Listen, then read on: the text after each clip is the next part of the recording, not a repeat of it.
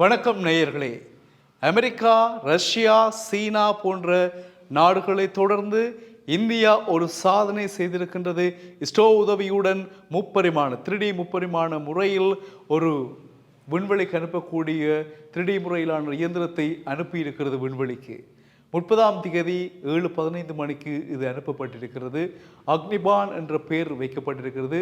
அக்னிகுல் நிறுவனம் தயாரித்த இஸ்ரோ உதவியுடன் அனுப்பப்பட்ட இந்த விண்கலமானது விண்வெளியில் ஆய்வுகளை மேற்கொள்ள இருக்கின்றது.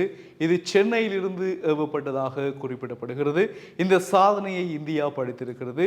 இது அமெரிக்கா மற்றும் ஐரோப்பிய நாடுகள், குறிப்பாக ரஷ்யா, சீனா போன்ற நாடுகள் இந்த முயற்சிகளில் ஈடுபட்டுள்ளதாகவும் தெரிவிக்கப்படுகின்றன. எனவே விண்வெளி ஆய்வுகளில் இப்பொழுது பல விதமான செயற்திட்டங்களையும் முன்னுதாரணமாகவும் திகழ்கின்ற நடவடிக்கைகளில் இந்தியா மிக தீவிரமாக இறங்கி இருப்பதை அவதானிக்க முடிகிறது.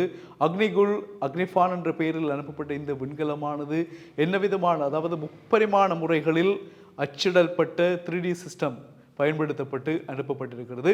இதற்கான கால எல்லை மாத கணக்குகளாக இல்லை. 1 மாதமோ 2 மாதமோ 3 மாதங்களோ செல்ல முடியாது.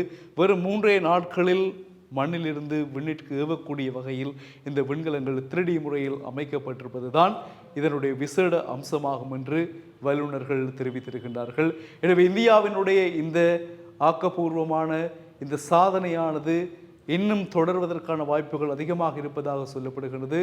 மறைந்த அப்துல் கலாம் அவர்களுடைய கனவு மெய்ப்படலாயிற்று என்ற வாக்கியம் இங்கே மெய்யாகிறது. ஏனென்றால் அவருடைய தயாரிப்பான அக்னி என்ற அந்த தயாரிப்பினுடைய வடிவங்கள் இப்பொழுது அக்னிபான் என்ற முறையில் அனுப்பப்பட்டிருக்கிறது 3D முறை மூலமாக.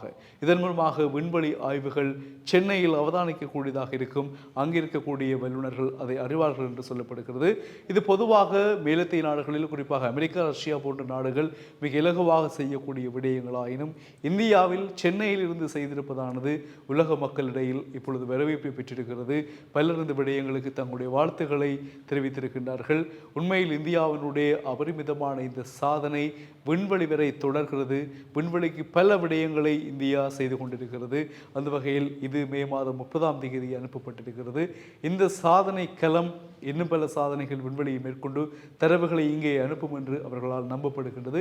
இது வெற்றிகரமாக தரவுகளை அமைக்குமாயின் அல்லது அங்கிருந்து அனுப்புமாயின் அதை வைத்து இன்னும் பல விடயங்கள் சென்னையில் இருந்து விண்வெளி மையங்களில் இடம்பெறுகின்ற விடயங்களை அறிந்து கொள்ள ஏதுவாக இருக்கும் என்றும் விஞ்ஞானிகள் குறிப்பிட்டிருக்கின்றார்கள்.